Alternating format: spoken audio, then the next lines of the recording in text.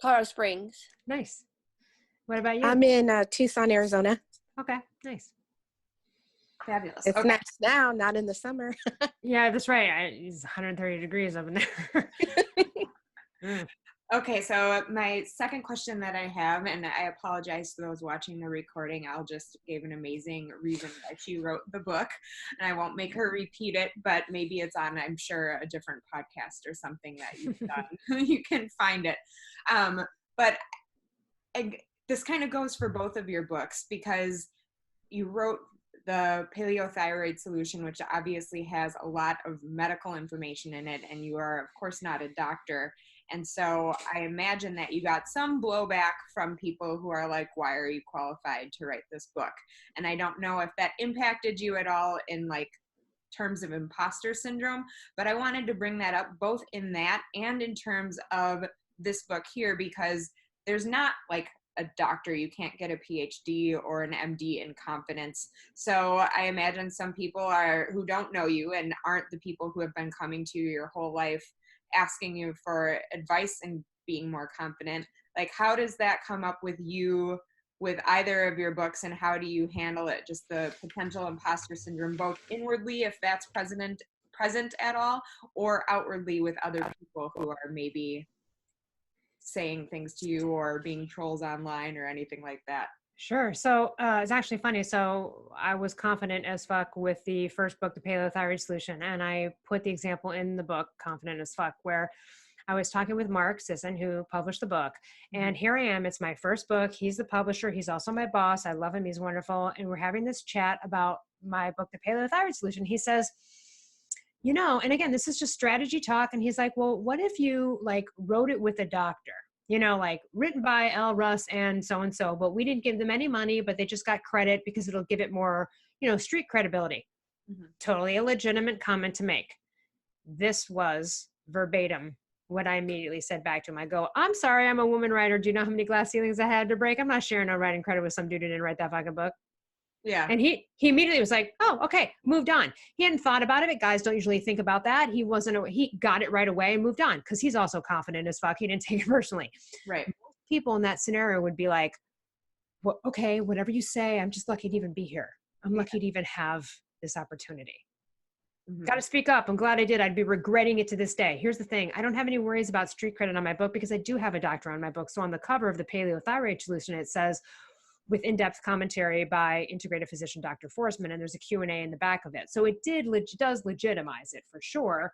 And yes, I'm not a doctor, but here's the other thing too. I also said this to Mark that day. The best-selling thyroid books have been written by patients, not doctors. That's a fact. And the reason is because we know how it feels. We've actually been through it. It's a lot different than looking at blood work and not understanding 30 to 40 symptoms that you're having. So again, and I talk about that in my book, I went through areas where people were downering me and projecting lack of confidence on me writing this book. And I had to just be like, put it down. F you guys, I'm going to keep going. The second one's really funny. I was talking to a New York Times bestselling author who's a health author. And I came out with this book and they're like, you know, I kind of want to write a book, you know, for men or off the topic of, let's say, health.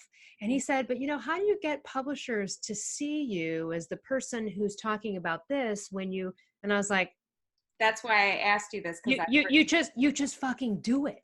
Yeah. You don't wait for someone to tell you or give you permission. That's not confident as fuck. You just do it. You declare it. Yeah. Declare yourself an expert. Declare it. Just freaking declare it. Do it. Do you have something to say? Say it. So I didn't need to worry about it because I self-published the second one because I didn't want to bother with a publisher on the second one. Here's why. I got such a great deal with the first publisher and they're not publishing any new books or they probably would have published this. I got the best percentage out of it of any author out there. And I also was completely hands-off. They let me do the Paleothyroid Solution 100% the way I wanted to do it. That book is exactly what I wanted. No, it wasn't book by committee and all the kind of stuff that happens in publishing. So I didn't want to wait around for someone to give me permission to say that this was a worthwhile idea to publish. At this point, I was like, look, I've done all my own press anyway. So F y'all taking 80, 90%, I'm going to take all of it and I'm going to do all the promotion and things myself. Now, if a publisher came to me now and wanted to publish it, great. Well, I'd have more negotiating power there. But again, I wasn't waiting for permission on that. Now, look, it costs a little bit of money to still publish your own book. You still need to get an editor. You need to farm out to a person who actually knows how to put it into the actual layout that you upload. It's not as easy as it sounds, honestly, to publish a book on Amazon. It sounds really easy. It's not. Maybe Kindle, but not a print book. So there was still a lot involved, and I had to put my own money into it. But I was like, I'm going to take the risk on myself. Kind of a confident as F move. So if you're worried about, well, first of all, I don't feel imposter syndrome on either of these topics. Love it. But I do I'm confident as F, but I will say there's moments. So for example, like last year at Paleo FX, I did a speech called The Shame of Disability and the Disability of Shame, because the shame was more disabling than the disability itself, as you've learned by reading my book. And so this was the first time I was going to talk about it publicly, although I touched on it a little bit, but not really. And I did have a moment, and this is a moment before any kind of performing. It could be for an acting audition in LA. It could be for anything. I think a lot of people do, regardless of how confident you are, you still have a moment of like, you're backstage and you're going, oh my God, who do I think I am? Like, who the fuck do I think I am? Or you have a moment of like, and then nerves get to you in a minute. And again, this is just where confidence comes in. It's just self-talk. Like literally, this is what I said to myself. I was like backstage and I was like, bitch, you signed up for this. You love this life. This is what you want to do. You do this all the time. What are you talking about? You're a great speaker. No. Go out there and kill it. You're going to kill it. Shut up. Go out there and kill it. You got this. You know what I mean? I am still having to do occasional pep talks for myself. I'm speaking at Paleo FX this year about this book. It's not even nerves, as like crazy overtaking of nerves, as much as it's a moment. The thing is, though, it's just a moment. It's not a debilitating situation. It's a moment, it comes up, and it's self-talked out pretty quickly and moving forward versus letting it overtake me and then getting up on stage and feeling shaky and nervous. I've performed in over like 100 live comedy shows. Nothing is more frightening than getting on stage and doing improv and not knowing what the hell is going to happen. So anything short of that is just dumb little nerves, little moment, and talk myself through it. So there's a second maybe of not imposter syndrome, but of nerves that happen, or lack of confidence, I would say. But then I propel myself through confidence to get there, and it was fine. I had a wonderful speech and it was great. So, you know, I don't really have imposter syndrome. I really, really don't. I don't know how you really define it, but it's like someone who's talking about a thing and they think that, like, for example, I'm a primal health coach, and you could come to me for that if you wanted, but it's not necessarily my favorite thing in the world to do. I'd rather coach on thyroid or life coaching. It's just more fun for me. So I don't post things of myself like working out at the gym and doing, because I'm not a personal trainer and I'm not going to train you either. It would be kind of impostery if I made myself out to be that person. I'm not. It's like, go call Coach Tara Garrison or someone who's really like that person. So I don't do anything in my life where I feel like an imposter at all. Even if I decide to eat wheat bread and I'm paleo and I'm mostly grain free, I still don't feel like imposter in that moment. I'm just like, just going to have some bread. Like, there's some brie on this table. I'm going to do it, you know? So being true to yourself in general makes it easier then. I think it does. The more authentic you are, you don't have anything to worry about that. If you're not authentic and listen, if you're just a con man, then you're just using false confidence to con people into something. You're going to be found out. You're going to be found out at some point, or at the very minimum, even if you get away with it, you won't get away with it. Right. I love that. You know? So you mentioned kind of like moments where you're feeling less confident as opposed to imposter syndrome, and you said that you have to give yourself pep talks sometimes. I'm wondering if you have any other, like, I don't know, since you alluded to fitness, like workouts or maintenance or things that you do to kind of, or that you would recommend to kind of keep things a little more steady or prevent those blips where you are feeling less confident in some moments. Well, listen, health is completely attributed to your brain, your levels of anxiety, levels of cortisol, which can contribute to that. So I would say, of course, any kind of high fat, moderate protein, low carb paradigm. Of course, I promote paleo ancestral health for the mood stabilizing effects of it, for the, I think too, for me, at least, if I'm going to speak someday, like at any kind of day, I definitely want to not miss a workout that morning. It does feel better to work out, kind of, get the blood pumping, and you know what I mean? That makes me feel more confident. It makes me feel good in my body because I work out every day anyway. But there's a couple days where, I take breaks or whatever. But that's something that I would like rather get up extra early at 4 a.m. to go work out for like an 8 a.m. speech than to not do it, because even though I might suffer that day a little bit because it was too early, that would be worth it for me. And again, just making sure like you get a good night's sleep the night before you're going to speak and all that kind of stuff. However, I'll say this. I I had a thing where I had to go when the first year at Paleo FX. I am not a drinker and I rarely drink, but we were at this VIP dinner the night before my speech. I had too much wine, even though it was Dry Farms wines, which is clean.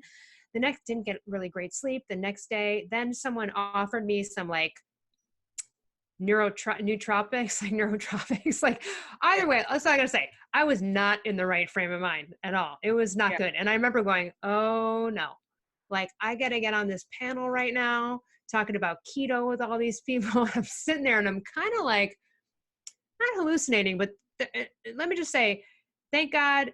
And I never thought I'd say this, but like, thank God for previous like high school drug use, because had I not, I probably would have like had to get up and move, but I kind of was just talking myself through it. I'm like, don't worry, you got this. Like, you're okay. And that was less of confidence and more of like, oh my God, I can't get up and leave right now, but something's off with my brain. Something's not right. I'm not used to this feeling because I don't really consume alcohol. That was a fail. Did I end up pulling it together an hour later and I finally had my speech? Thank God it was at the end of the day. Yes, but I'll never make that mistake again. I'll never make that mistake again. I pulled it off. It's all good. It was a great speech. But again, I didn't feel good about that. I didn't feel as confident as I could have been. Thank God I know the material backwards and forwards, and it wasn't a matter. And I'm a comfortable public speaker, but man, oh, it was a rough one. I'm telling you, I even like later on looked up in the ingredients in this stuff that I took, and I'm like, what the hell? And I sent it to a friend and they're like, oh my God, I'd be like a mess if I took that stuff. So I don't know why I decided, like, oh, I'm at an event. There's a booth. They've got some pills. As they take that for your wake up. And I'm like, okay. It just was like really bad call. So I'll never do anything like that again. And I have never actually performed, high or drunk or anything like that. Even though, look, I love marijuana, but I've never done that and gotten on stage. It gives you an extra level of paranoia and being outside for yourself, and you're not really in the now and you're not as speedy. So I don't recommend that kind of stuff. So if you think like you need to ease your nerves with a couple of drinks, I would say think again, don't do it before a show of any kind of performance. Sure. How about different things like your pep talks and stuff? Like even if it's just a normal day or something maybe not as big as giving a speech or a talk, but just kind of like, oh, one of your examples, standing at a restaurant by yourself, like things you can do in the moment to kind of keep your confidence level up. Okay, so let's say you're standing in a restaurant, you're waiting for people to show up and you're feeling insecure or you're feeling judged or you're not feeling comfortable. Well, the self-talk might be like, why am I making this all about me? I'm actually drawing the attention to me. Why don't I just observe some people? These people don't care about me. I'm never going to see them again. I don't know these people. What are you doing? You know what I mean? Like, who cares? Who cares what people think that you're standing here alone? Who cares if two chicks over there are a mean girl looking at your dress and maybe judging it? Fuck them. I don't really have a lot of those moments because I don't really often care about what other people think of me. And then so you say, okay, well, but you want people to write your books or you want people to listen to your podcast. So of course you care about what people think of you. Of course, if I'm in a public profession, I want people to like me and want to follow my work. But at the end of the day, it still wouldn't matter if anyone did, because I love who I am. And it wouldn't matter if one person bought this book. I'm so proud that I did it. I felt the same way about Paleo Thyroid Solution. I'm like, this is a great product. If I could just save one person, that would be all that mattered. Turns out I saved many more, and thank God they made their money back and it was a big hit. But at the end of the day, that would be really putting my sense of success into the hands of others, which I don't. So it's so funny because the other day someone's like, oh, how are sales going? Are you tracking sales? I'm like, not really. And they're like, really? And I'm like, not really. No, I mean, I'll get the residual checks every 60 days. I've not done a lot of advertising. I'm self-publishing. This will roll out how it's going to roll out. I mean, and I use the law of attraction as well. I did the same thing for the Paleo Thyroid Solution. Marketing people were like, you have to do this, and then you have to do that, and you have to do that. I go, how about I use the law of attraction for marketing? Mm-hmm. That's going to be my thing. Totally worked. I mean, I took inspired action. I got myself on a lot of interviews. People, the work, the product itself was good. But at Mhm. the end of the day, people were like, oh my God, are you like every day on Amazon, like reading reviews? And I'm like, no, that's resistance. That's me being like, oh, people like it. Hope people like it. Did someone like it today? Did someone like it today? Oh my God, you see that is not confident. Mhm. So in fact, like I know I've got all these great reviews for my paleothyroid book. I haven't read all of them. They're all like 5-star. But also in the beginning, I just wasn't tracking that stuff. Again, that's like, I hope people like it. I hope people like it. Mhm. Uh, that's a losing game. Do you like it? Are you proud of it? Great. F everybody else. Yeah. Now that could inform you if everybody hated it. But again, I would argue that I would have a gut feeling or no if I didn't think the product was good. And so I would already be feeling that. You know what I mean? And I wasn't, and I haven't about either of these projects. Love that. So, All right. I would love if either Sienna or Laura, I know you ladies have questions as well. I don't want to dominate the discussion. So let's hear it if either of you want to unmute and chime in. I can go next. One of the questions I had was, like, we talked about confidence in a bunch of ways, but what about confidence, like, in making friends? I feel like that's one of my areas is becoming a professional, moving out here. I've, like, had trouble making friends, and sometimes I'm not confident because I feel like, is it me that the friendship is not working? Should I be something else? But, like, I'm like, I know who I am, but it's more like that idea. Are there more people like me that I would be friends with versus maybe I should change a little bit to make these other friends, but like just who I am. I'm not like a girly girl. Like I don't go out and get manicures. Like that's just not who I am. And I've kind of run into that resistance of like damaging my confidence in a little bit of a way because that's not my thing. And it's like, maybe I'm wrong, So I well, just wondered. you're my kind of people because I also am not that girl. So my friend, yeah. Well, I actually do my own manicures. But here's the thing: you are speaking such a truth of mine. I am the girl that always says like, there's not one girlfriend of mine that ever be like, hey, you want to go shopping? Because I'd be like, are you kidding me? Have we met? Do you know me? Kill me.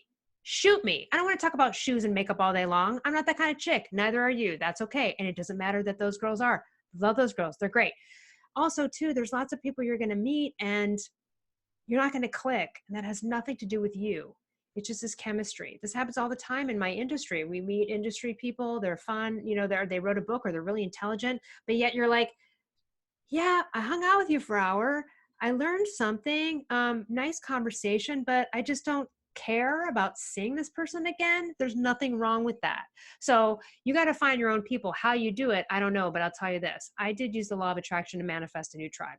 Not because my old tribe was bad or that I was like, they're so lame, but more like I was like, I just want more people. I work from home and I've been on like disability all these years, like wasn't in the workplace. And also because of the shame you read, I kind of was staying on the outside of friends. So I didn't get too tight with people because I didn't want them to find out because I was so embarrassed. So I had that hindering me. So what I did is I wrote down on an intention list and I literally almost verbatim something like this. I was like, universe, please bring me more friends that think like I do about life. And if they don't know about the law of attraction and, the power of positive thinking, then I just want them to be positively tinged naturally.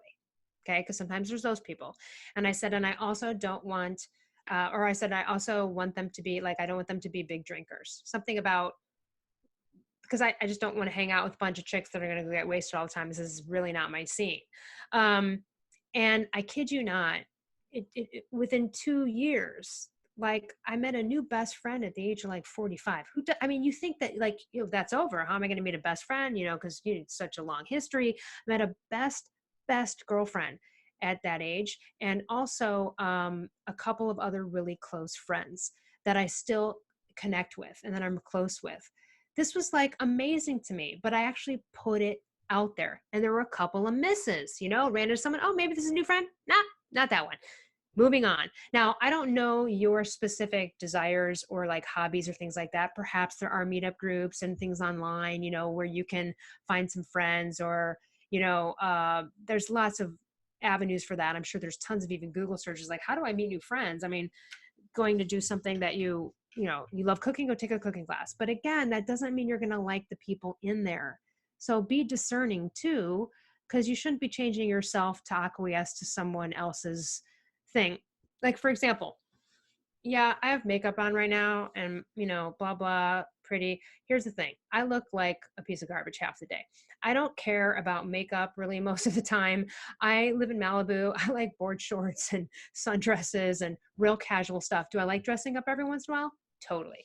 But I could never date a guy who was expecting a girlfriend who was polished all the time. That would be my wrong guy. And I shouldn't ever date someone like that because that's just not being authentically me. That would be me trying to match this thing. I don't want to be dressed to the nines all day. I really, really don't. But there's a lot of women who do and love that. And there's a lot of guys that kind of want that from a woman. That's okay. My guy's the guy that walks around in bare feet and board shorts half the time and a t-shirt, like someone who doesn't care, but who knows how to look nice. So you just gotta like find your tribe. But I think set the intention, like be like, universe, come on, man. I need some new friends.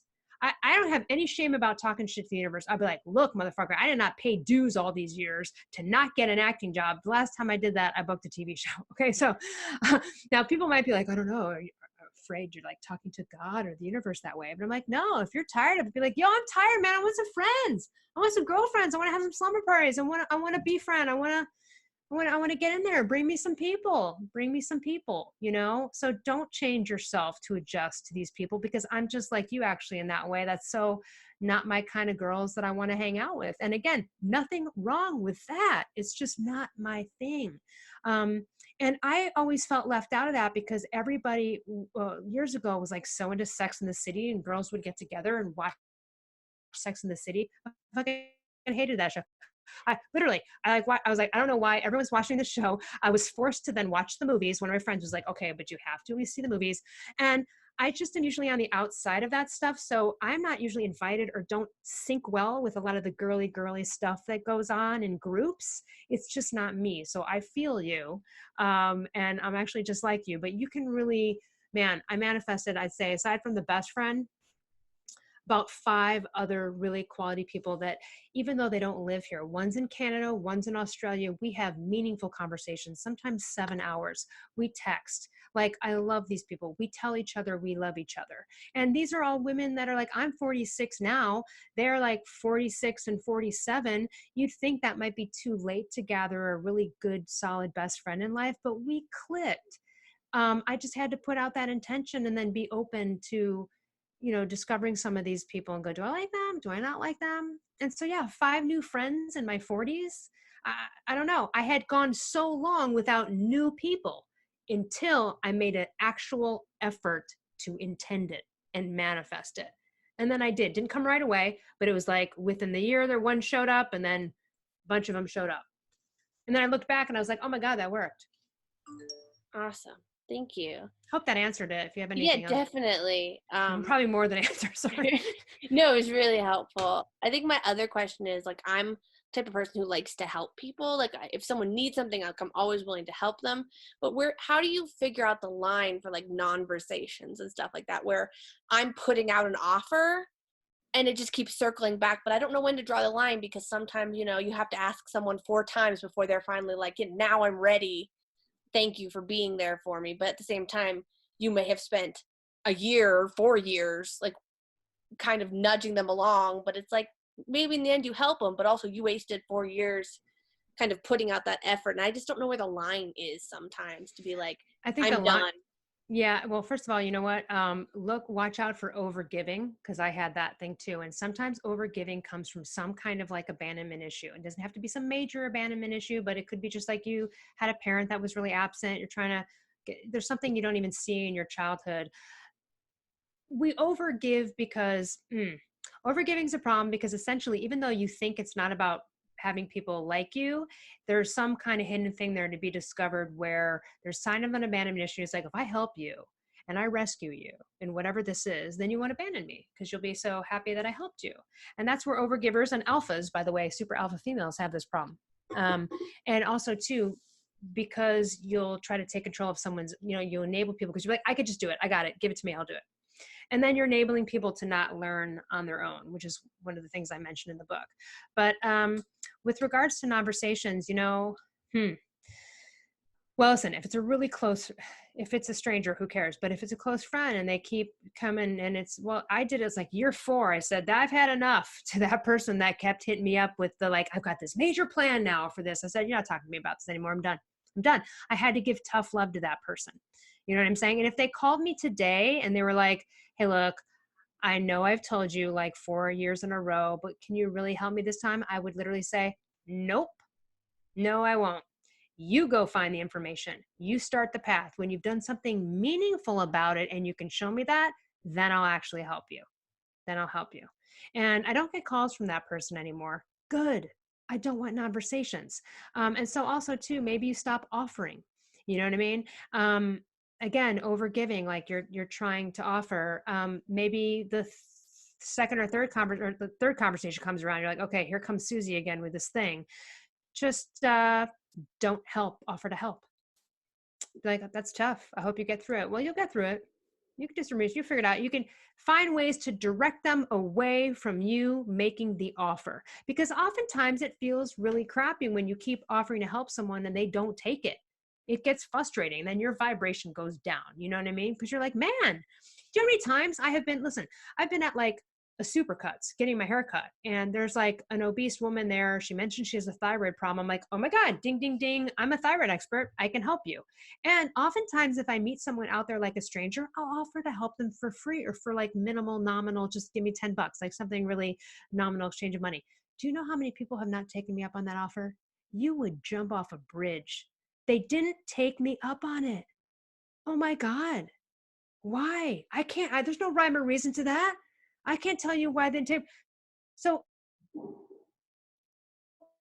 it's like, you know what I'm saying? Offering, or I'd offer, I'd be like, hey, I can send you my book. But at first it was like, I'd offer to be like, hey, I will totally help you overhaul this. And then it became like, I'll help you lead you to some information. And if you're really serious about it, then maybe I will. For example, when I first became like, primal health coach and I'm whatever, paleo expert, whatever you want to call it. Friends from before who didn't know I was suddenly involved in this would like text me and go, hey, so what's this paleo thing all about? Oh my God, fuck you. No way. Not even going to go there. Good. Read a book. I'm not going to sit here and give you a lecture on paleo. Like, you just texted me out of the blue. I haven't talked to you in 5 years. Yeah, you're cool. You're in my comedy, but what's this paleo thing all about? I'm not going to waste my time with people that aren't serious about a thing. I'm just not going to waste my time. And you shouldn't either. You know what I mean? But if it's a close friend, of course. First time, second time, maybe there's a third strike where you're like, all right, Sally, you know what? You brought this up 3 times. You still don't do anything about it. I offer the help. Guess what? I'm not going to offer it anymore. When you're ready, you can come to me if you really want to do something meaningful about it. Otherwise, you avoid the conversation by not engaging it, meaning you just let them have the one-sided conversation and you just don't offer the help on the other side of it. Does that make sense? Yeah, And definitely. it seems kind of cold and heartless, but let them talk it out. They're talking out of their ass anyway. Don't have time for it. Switch the conversation, change the tune. And it depends. Sometimes these people can be toxic, the conversations, or they can just be friends that you love or family members. I had to say this to a family member who went on Weight Watchers, lost a ton of weight. Good for them. They're always talking about food, points, this, that, and the other. They're always judging other people's food. Finally, I just had to call them on it. I was like, look, you need to stop with the food talk. Just shut the fuck up about food already. You're judging what everyone else is eating, your food, and started to judge me. Like, I'd have a big bowl and something like, really, you're going to eat all that? I'm like, oh my God, stop with the food shaming. Like, just shut up about food. No one wants to hear it. Do you see what you're doing? Like, I literally just had to stop them because it was so excessive. It was everywhere we went. Like, oh, look at them. Must be like 400 pounds. Just judging everyone. I'm like, who are you to judge? Who are you to judge? Not only that, shut up. No one wants to hear about it. I'll eat whatever the hell I want. You're not the boss of me. Just stop it. But they were just so obsessed with this conversation, with talking about that stuff. And I just had to cut them off and go, so the next time they brought it up, I was like, oh, there it is. Nope, not doing it. Brought up again. Hey, what did I say about food talk? No. Did you just roll your eyes at this bowl of whatever I'm eating? No. Stop it. Really? Enough. They got the point. They got the hint, but I had to keep calling them on it. Now they're a close family member, so I can do that and not, blow the relationship. But literally I had to do that. with a family member. And because I was just not willing to be around this kind of toxic talk and also judging, like every time, oh, you're going to eat that? Wow, that's a lot of fish. Or, oh, wow, that huge piece of meat. Oh my God, shut up. Shut up. It's like when we go to like a LA, if you go to a restaurant in LA, oh my God, you guys, this is so, it's not anywhere else, but like in LA, I notice you go order food somewhere. And let's say you order a bunch of food with a friend. The waiter makes commentary, like they'll go, that's a lot of food. So what? Bring me the food. Like it's more for your bill. Like shut up. Like nowhere else. I feel like living in Chicago, no waiter would be like, that's a lot of food. Who cares? Bring it. Shut it. Like, you know what I mean? So it's just so funny. So I can't stand that kind of talk. It's like, let people do what they want. So sometimes it depends. The conversations can be like you're talking about where someone keeps help, they don't get it, or they keep wanting to change and they don't, and they keep coming back. I just had this conversation with two friends who've been in very long-term marriages, not good ones. Okay. They've been coming to me for all the years.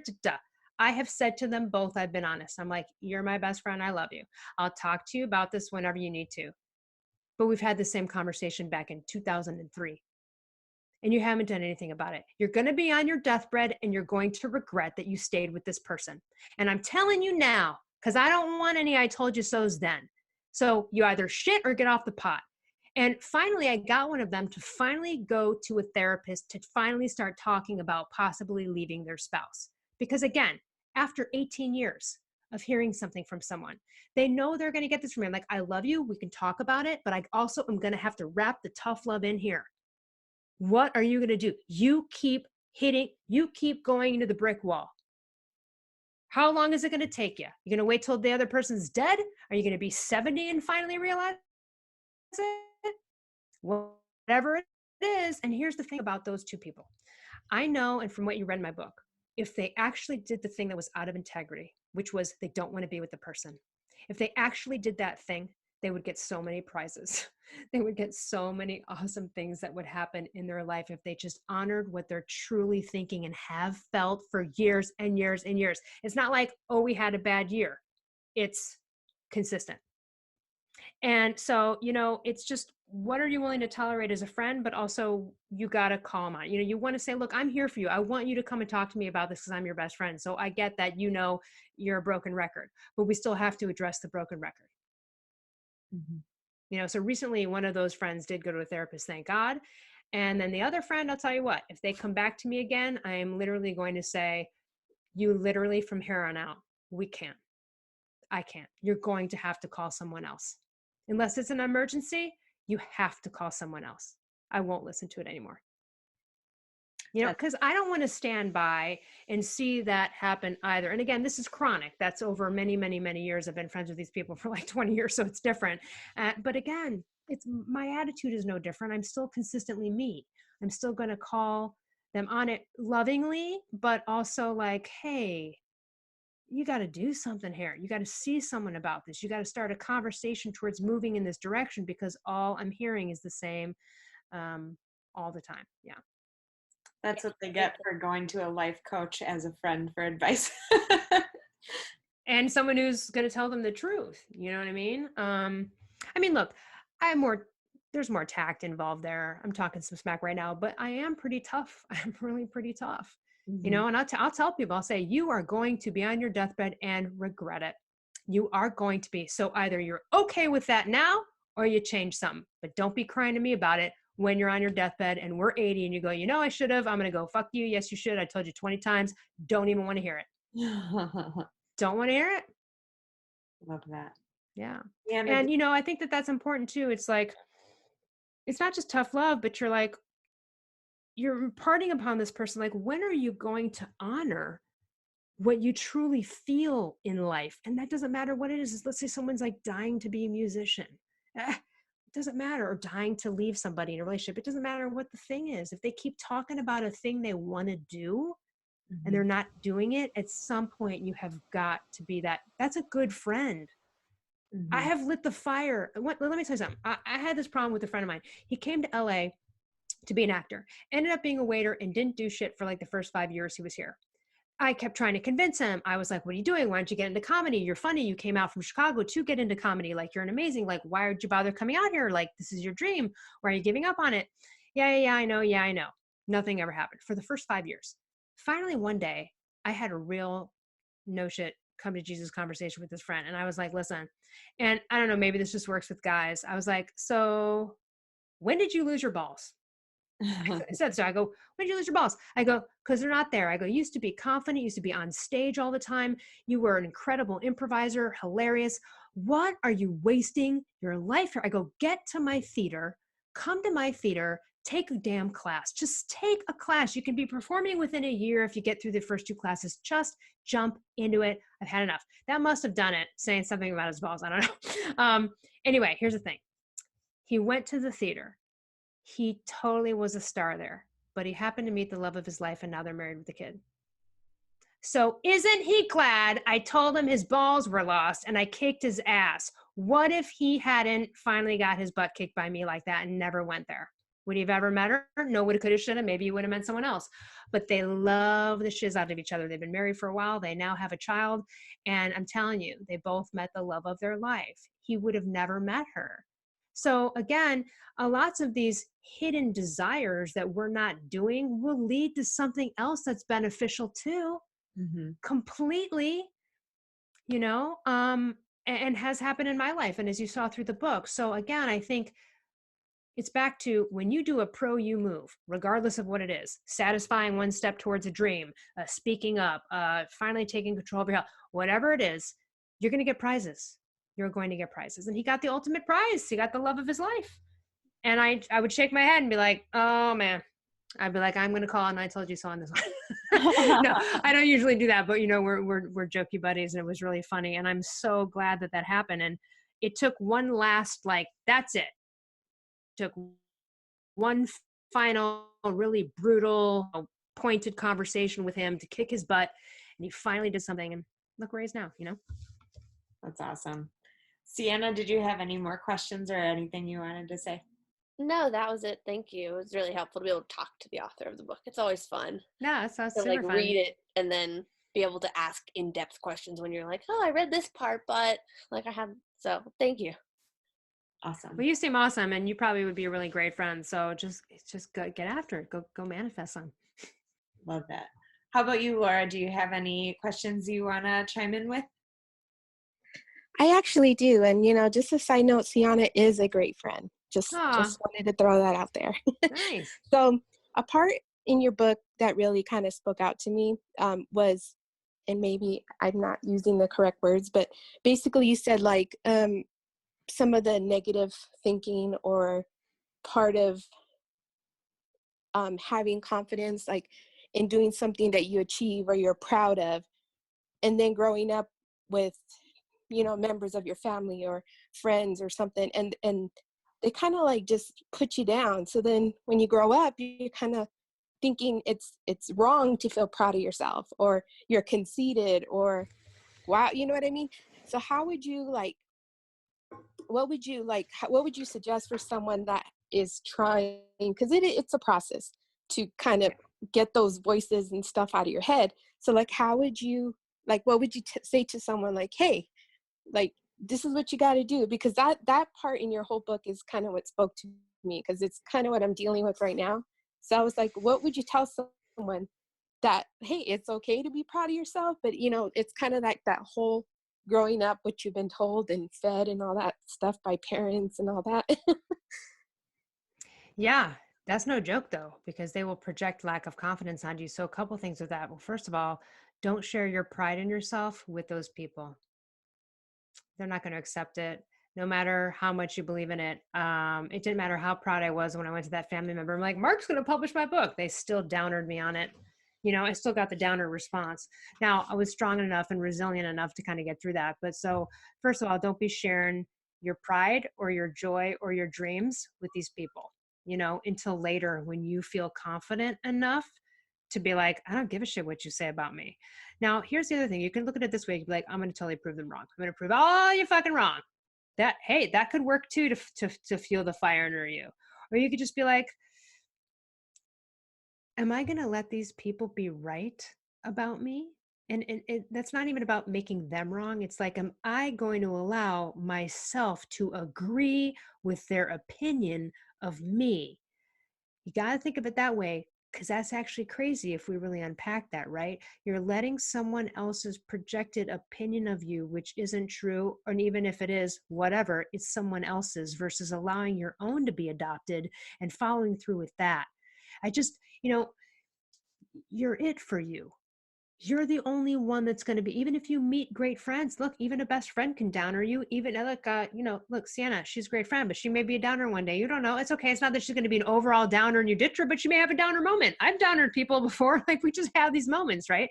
So it's not to say it's never going to happen, but I have seen people try to get a parent to be proud of them for 50 fucking years.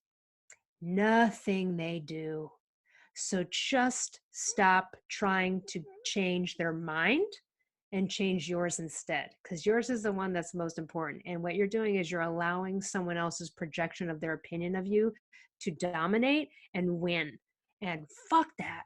Like, that's such, I don't want anyone to do that. Don't do that. And so does it involve some self-talk? Would it maybe get a coach or a better series of friends, or joining a positive group where people are encouraging? Totally. You know what I mean? Whatever you have to do for you, because you could become an Academy Award winning Nobel Peace Prize winner and your family will still not be proud of you. I have seen this happen with people that have achieved all sorts of things in the law, or they're the first person in their family who becomes a doctor. Family still not on board, and they may never be. So just get okay with that. It's a tough one, but you just got to go, they may never see me as the way I will see myself now or eventually, and start to get okay with that, despite the fact that it'll still sting every now and then, but it stings less over time, because you just get to the point where you're like, that's them. That's sometimes people are either jealous, or again, what it is? It's like sometimes when you're a kid and you're a certain way. You guys have probably had this happen where, like, let's say you have a childhood friend from like high school, and then you're apart for college and whatever, and you get back together and they say something like, oh, that's totally something you would do. And you're like, dude, that was fucking me at 13. That's not me now. I'm 29. Shut up. Right? That's the kind of feeling where you're like, oh my God, how dare you?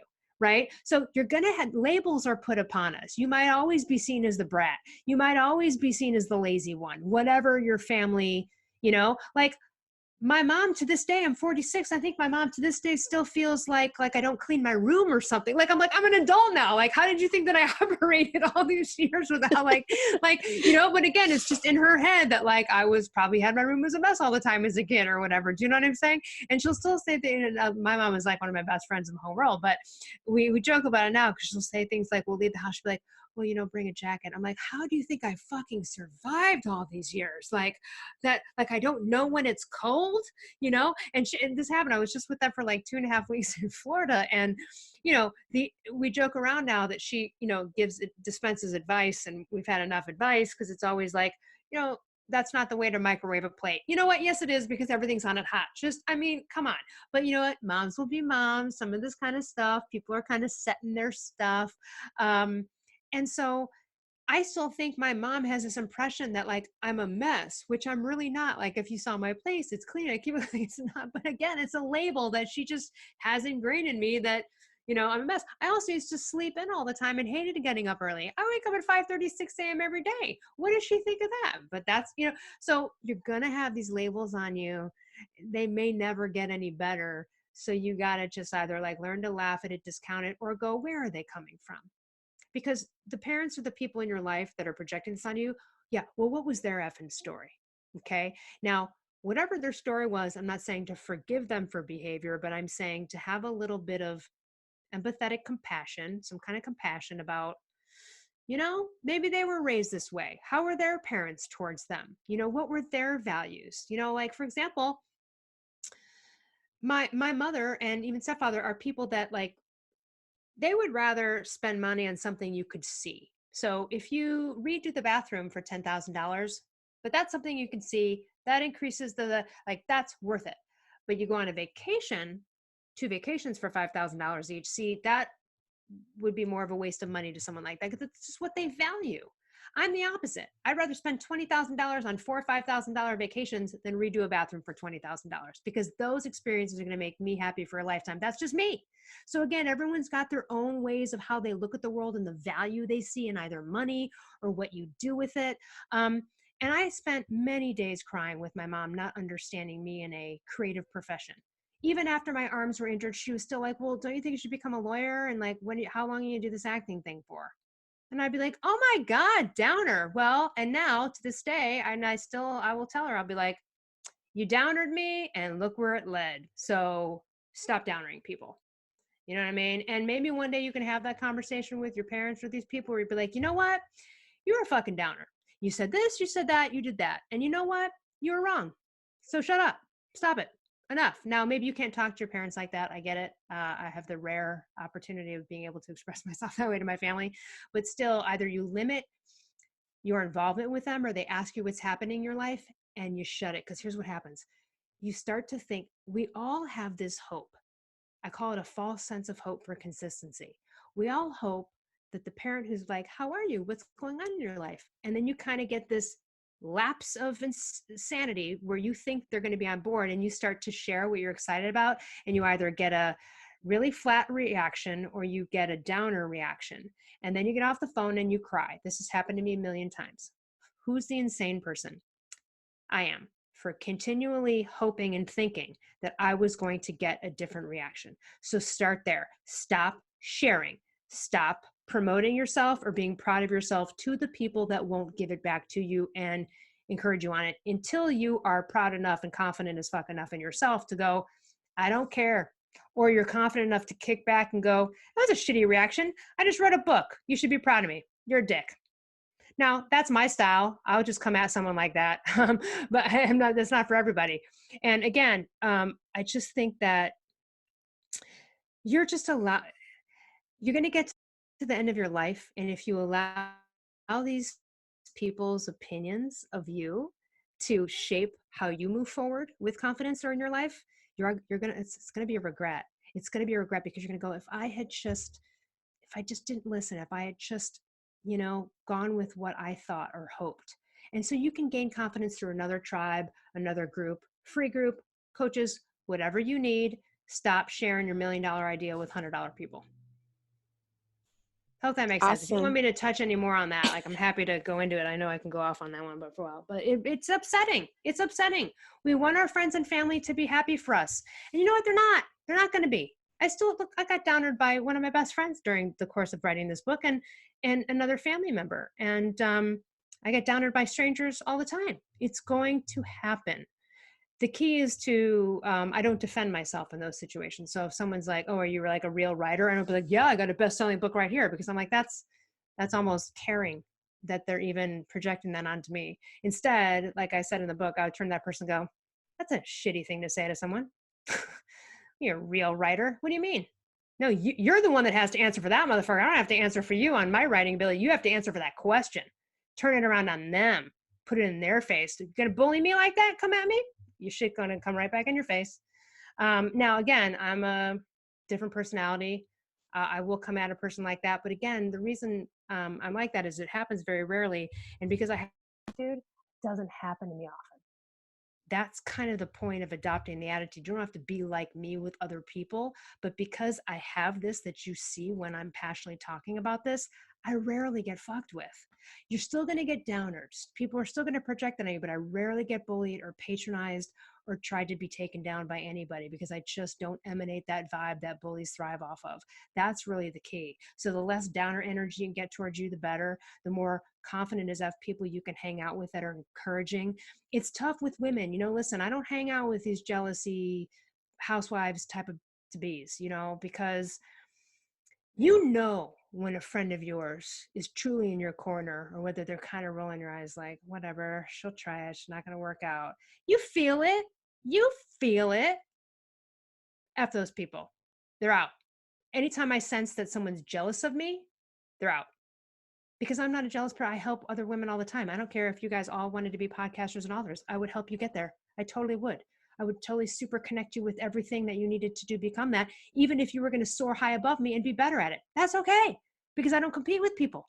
So, again, anytime you feel competitive or you don't feel like someone's believing in you, I had to call a friend on this. It wasn't too long ago. They were just kind of being a downer. And I said, you know what, and they know the language now, it's the book, but I was like, you know what, dude? I got off the phone with them. I didn't feel right. And I texted them. I go, you know what? You were a fucking downer right there. And I just have to say that was not cool. That really wasn't. You said this, you said that. That was just not cool. I don't feel good. And they wrote back like, dude, you know what? You're right. I'm sorry. And literally, I think I've had 2 of these scenarios with this friend in 35 years.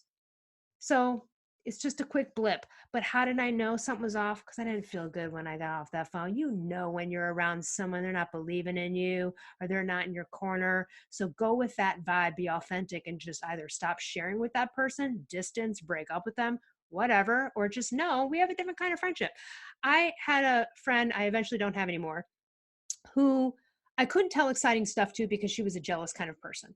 So she could call me and tell me all the stuff she was excited about because she'd know I'd cheerlead her and be totally happy for her because I generally was. But I didn't tell her my stuff because I didn't want her negative, jealous energy. And I also didn't kind of want to like make her feel bad about herself because I knew that that's how she would internalize it. So then I was like, this isn't really a friendship. This is a one-sided coaching thing at this point. She's calling me to share her stuff with me. And I'm not calling her about the exciting news because I'm not feeling it's getting received. I'm feeling every time I call her with good news, she's jealous or comparing herself to me. So that's not a friend anymore. She's not my friend anymore. And that's okay. We're friendly, but we don't talk like we used to. We're not in each other's lives. There's just barely, a little bit of communication here and there. You got to do the fade out. You can do a fade out. So hopefully that makes sense. But I would just encourage you, get yourself around some good people or a good coach. And if you've got family prying into what's going on with you, just be basic about it. Yeah, it's good. They keep asking you detailed questions. Don't answer them or dance around them. Do you know what I mean? Usually people are okay with like, you know what, nothing, things work's going well, like whatever. Yeah, it's great. How are you doing? Turn it back on you. Hey, how are you? Hey, you mentioned you were gonna go do some cross stitching recently. Did you go to the store? Turn it right around. People love to talk about themselves. Just get right into another conversation to avoid the interrogation if you're at a family gathering. Do you know what I mean? Not too long ago, I started dating someone. I'm not dating them anymore. Lovely person, but there wasn't enough chemistry. But I started dating someone and I made the mistake of telling a family member who then every day was like, how's so-and-so? How's so-and-so? How's it go? And I was like, oh my God, can we give it a minute? My God, it's been like 2 weeks. Why don't we wait to see if this thing is even anywhere? Like, I don't want to waste my time talking about it. And I just had to kind of like put the foot down on that because I was tired of answering this question every week when I was just starting to get to know someone. Do you know what I mean? And it just seems so gratuitous to have these conversations. And, I just had to be like, hey, look, like, just don't ask. If there's something important to share, I will. Let's see if it makes it beyond 3 months. My God, I've just met the person, for Christ's sakes. I've gone on 5 dates. Like, this is not, I don't know. I can't even answer all these questions you're asking me, right? So sometimes it can be uncomfortable and we feel put on the spot and we feel like somehow we have to be obligated to answer. No, you don't. No, you don't. You can cut it off, switch the subject, cancel it, but that's up to you. That's up to you. And it usually doesn't feel good when you indulge it because then afterwards you're like, I really wish I didn't say anything about that.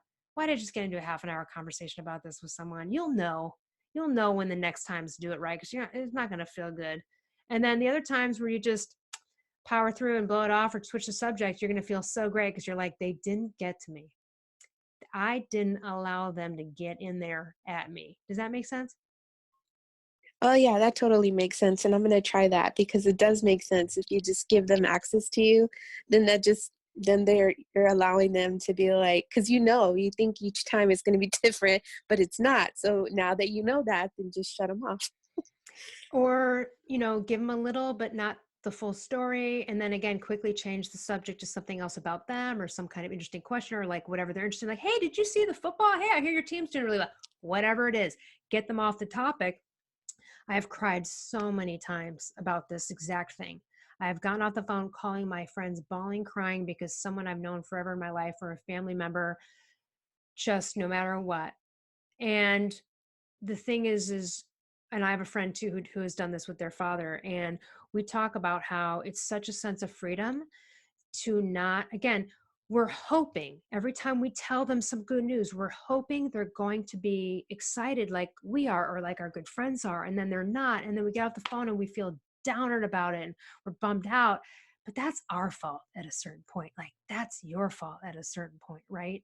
So just take ownership of that, because if it keeps happening, and listen, it kept happening to me. I know tons of people will do it, and occasionally you'll slip and you'll go, and you'll get off the phone. You'll be like, why did I engage with that person? Like, damn it. Back to square one. Zip it, right? You know what I mean? So you may falter, because there'll be a moment when you haven't shared anything for a while. They ask, you indulge. Damn it, here we are again at the downer, and you're like, why did I do that? So you might have to learn that lesson a few times, but you will live a better life if you actually just peacefully stay away from engaging or allowing them to pry. Again, you're not on a witness stand. You don't have to answer, or you can just gloss over it and move on to something else. And if they keep pushing and go, you know what? I haven't really formulated where I am with this right now, or I'm not, this, and you're like, I don't really want to talk about it because there's really not much in the share. When there is, I'll let you know. You can shut down someone pretty quickly. And if they keep coming at it, again, you just have to keep holding your ground. Like, hey, I told you, I don't know why you're not respecting it. Stop interrogating me. We'll talk about something else. You know what I mean? I don't know how brutal these people are in your life. Of course, there's lots of different personalities that have to know like the details in order to give you detailed responses, but you get the gist, I think. Oh yeah, totally. That's very helpful. Thank you so much. Oh, good. Did you have any other questions, Laura? Well, I didn't really have a question as much as there's another part you touched on in talking about your disability to people, how you kept it inside, or you wouldn't tell people. You kind of just was doing your, you would do things because you just didn't want to talk about it. And, like, how do you handle saying, I mean, it probably comes natural to you to be like, hey, I have this now and I can talk about it, and then other people relate to you. Like, was it very easy for you to do that? Was it kind of hard at first to say, hey, I don't feel good? It was horrible. Because I mean, I have trouble saying that to people. Yeah, I don't, I just rather not say it, but it's just like, I know that I should, because there's nothing wrong with it. I shouldn't be ashamed of it, So I was just kind of wondering how, like, was it rough for you to start You don't talking even about understand. it? I was like choking, crying, snot running down my face, even just 2 years ago. Okay. Like, couldn't tell anybody the story. Couldn't tell anybody that didn't already know about it, the story. Completely crippled by it. The bottom line is this: disability, health issue, it's embarrassing. Doesn't matter. You, like, again, you could have killed somebody as a drunk driver 20 years ago and done time in jail, and you're still ashamed about it. Doesn't matter. It's embarrassing. It's awful. I'm not going to lie. I had a really hard time. What really drove me to finally go, okay, I have got to deal with getting no shame about my shame, was that it was affecting my relationships. I want to be married. It was affecting having a really healthy, positive romantic relationship. And it was the only area of my life that was suffering, that. And I wanted some new friends, getting back to that, you know what I mean, with you. And so I was like, shit, man, this is killing me, because it was over 20 years. And that's why I'm telling you right now, it's going to keep going until you deal with it. So and you don't have to share now what it is, or if you want to, but if it's, here's the thing too, like, I don't often talk about my wrists because I'm so used to flare-ups and things happening with pain or whatever. And you don't want to become the broken record that the person that's always like complaining about a thing, you don't want to be negative. So it's like, I just don't say anything after a while. But my thing was admitting that I even had the thing to begin with, and admitting that I was getting my money from something called long-term disability, the fact that it had that word in it. And, listen, the other day it happened where someone read that book and they knew me and they go, oh my God, I didn't know about your hands. That was amazing. And they kept asking me a bunch of questions like, well, what about this? Well, what about that? And honestly, it's normally just a couple of questions like that would make me start to choke up and cry and freak out, because I was just like feeling interrogated about my issue.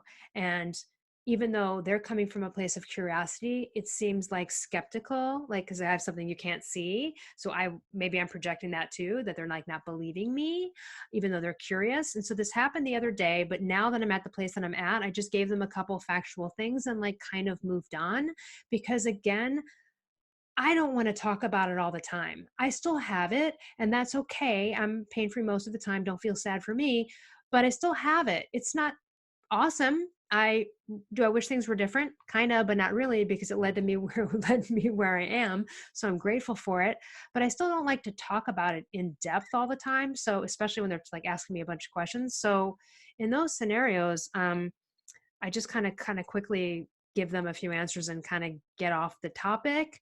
But before, I would break down crying and couldn't even like say the words without choking, even if it was a simple question. And so with shame or anything like that, it has to be spoken. No Facebook Lives. You don't have to write a chapter. You got to get it out. You got to get it out with someone who cares. I don't care if it's a coach or a therapist, somewhere you can speak it. Why are you embarrassed? Why are you ashamed? Why are you afraid to be rejected? Why are you afraid other people are going to look at all of that stuff? It has to come out, because if it's not, it's going to affect your life like it did mine. And, listen, no woulda, coulda, shouldas, but I'm assuming you're a lot younger than me. You sound a lot younger than me. So it's really time to get good with it now, get flat with it. Even if you have to talk to a coach or a therapist about shame, or read books on shame, or listen to podcasts on shame, or any of these kind of things. Sometimes though, you've got to be vulnerable and share with people. Like if you're in pain and you're hating it, it can feel very alone. Like I felt so lonely during hypothyroidism. I felt so lonely all these years with my hands. But it wasn't until I opened up that I met Jeslyn and Karen, who both have hand disabilities. I had no idea. I connected with two women who had hidden, can't see them hand disabilities. I suddenly felt less alone, more or less alone than I ever have been. I now can call them up and say, I'm having a bad flare-up day, or I'm having a day where I'm embarrassed again, or whatever. I don't imagine that's going to happen, but I can do that. Just knowing that they're out there makes me feel better. I would have never known that had I not spoken it. Had I not finally said, I'm going to have no shame about my shame and just fucking own this. This is who I am. If someone doesn't like it, if they don't like me because of this, then they're not for me. Tough shit. You know what I mean? And that was tough. Because again, my whole life, it was like, I'm afraid of being rude and finds this out about me, and then they're not going to like me, or they're going to judge me. And I had to break up with friends over it. I had a friend years ago who said something to me like, I don't know what the conversation was, but they're like, well, you know what? Some of us have to work. And I was like, really? Do you want to trade fucking arms? Are you kidding me? Because I'll trade arms with you right now. How dare you? You know what I mean? If someone's going to gaslight me and use my shame against me, you're out. You're out.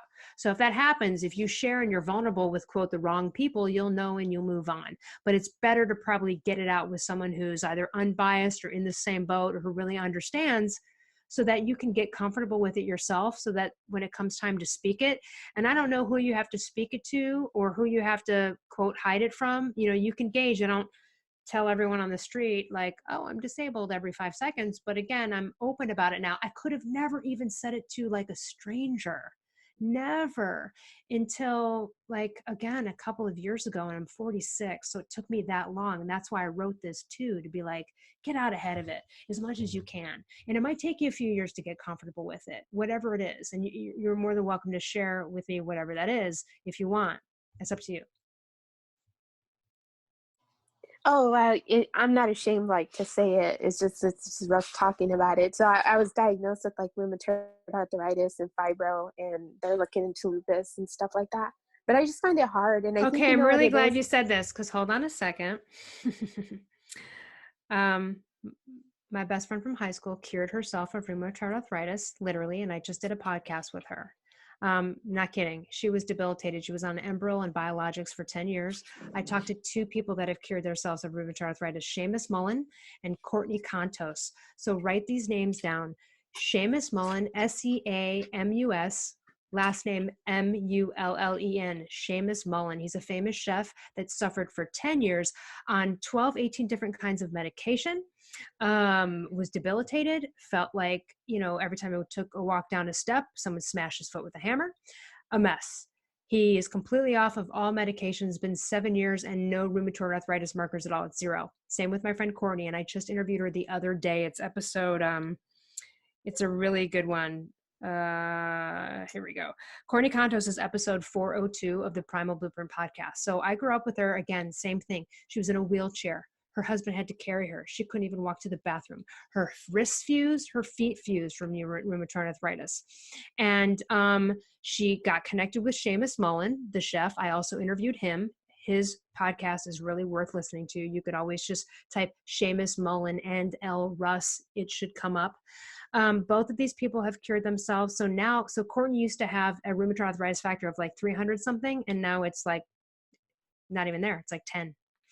And so also I want to tell you, there are 2 chicks on Instagram, Strong Sistas, Sistas. They are sisters, and one of them cured herself of lupus through a carnivore diet. It's pretty severe. I'm just telling you because I interview all of these people who have changed their lives. So this is just another avenue for you to go down to see if something here might inspire you or be right to you. But Courtney and Seamus suffered for years. I mean, Courtney still to this day has her wrist fused and had to get like a $500,000 foot surgery. I think she had to pay 50 grand for it herself and go bankrupt, but she did. And now she's walking and she's really inspiring. You can go to ccontos.com and she helps people with that, but also Strong Sisters as well.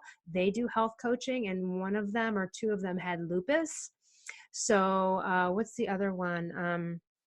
So anyway, I'm glad you actually mentioned, I'm glad I asked you and you said what you said. There might be something there for you. You'd be really surprised. I mean, Courtney found Seamus, followed along, and now she literally does not have rheumatoid arthritis at all. And those are debilitating situations. But I just want to say this. I've interviewed people who've cured themselves of MS. I mean, autoimmunity is fixable. So you just keep persevering, because you're probably dealing with a lot of Western doctors and things like that. And they're going to put you, this is what they told Courtney. They kept saying, she's like, well, shouldn't we test my blood? And they were like, no, you're going to have it. Like, you're just going to be in a wheelchair. So this is the way it's going to be. You just have to stay on these biologics and take this Enbrel and you'll be fine. And the best we can do. And it wasn't until she was like, what? I can't live my life in a wheelchair. Like, what are you talking about? And then again, that girl at the Paleo FX who came up to me and she had rheumatoid arthritis and she was very, again, it's a tough thing. And especially when you're not feeling well. And I will say this, it's harder to be, just give yourself a break. It's harder to be as fuck when you're going through some health stuff. Like, that's just truth. You can muster it up all you want, but your biggest focus is getting your health in order and possibly an overachieving and persevering through these diseases and overcoming them. Then you'll be in a better position.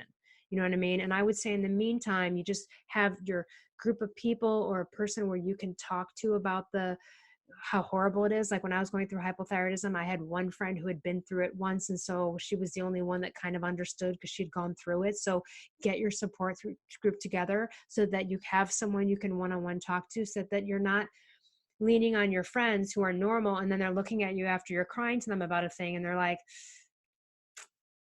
or they're like, I don't know, maybe you should do that. Maybe you should do that. And you're like, fuck, I just want to talk about it, man. I just need some compassion. I just want someone to understand me. I just want to cry about it right now because I'm in pain and I'm hating it, So I really empathize with you. Just know though, that there are so many people, and these people fixed it in like their 40s. Okay. And suffered for like decades. So I'm assuming you haven't gone that long, but there is a way out. Trust me. I'm glad you mentioned it. Hopefully Courtney Contos and Seamus Mullen, those podcasts will inspire you. Both were riddled with rheumatoid arthritis, just totally riddled. And you should see the before and after pictures of Courtney on Instagram. She was so inflamed as well. She had Hashimoto's and rheumatoid arthritis. She actually lost 40 pounds sitting in a wheelchair she basically prevented a life sentence in a wheelchair with her grocery bag. Now, is it possible for everyone? No, but trust me, I've talked to 2 people that have done it and both are chefs. And so you might want to listen to those podcasts and see if you get some hope from there. And in the meantime, just have your people who understand it on your level so that you can cry about it and talk about the depressing nature of it when you're going through it, because it just is that way. There's no way to tell you that you can't be sad when your shoulder feels like someone hit it with a hammer. Oh my God. Like, no, I mean, you have to indulge in that kind of stuff. You have to be able to talk to someone about it. It is harder to be confident, but just keep going down that road. Keep persevering to find an answer to that, because your health is at the base of your confidence. You know what I mean? It's so much easier to be confident when you're feeling good in your own body and you're not in pain. So I wish you the best of luck. And if you need anything, you can always reach out. If you need resources or, please reach out. I will, totally. Thank you so much for that information. I wrote all of that down, and I guess what I'm doing tonight.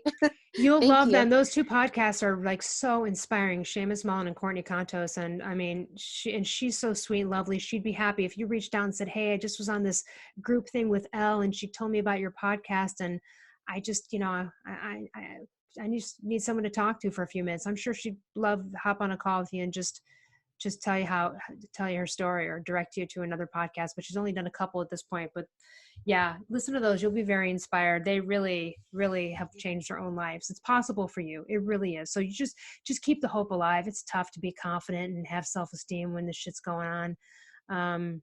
But you'll get there. You'll get there. Thank you. All right. I think unless anyone else has any follow-up questions or anything, I think that was a great discussion, and I really appreciate A, you being flexible at the time, but then B, of course, you taking the time to write the book and then to talk about it with us. It was really fantastic. My pleasure. And you ladies seem awesome. I really hope you know what? Get after it. You're going to get what you want. You're going to get some new friends. You're going to fix this room with others. I love it. Well, thank you, Elle, and thank you, Sienna and Laura, for jumping on as well so that we can Tell Tommy I said hi. Will. He should be here soon. I think they just landed, so. Nice. Yeah. Thanks again, guys, for just reading the book and having me on. I appreciate it. All right. Thank you. All right. Thank you. Bye, guys. Have a good one. Bye.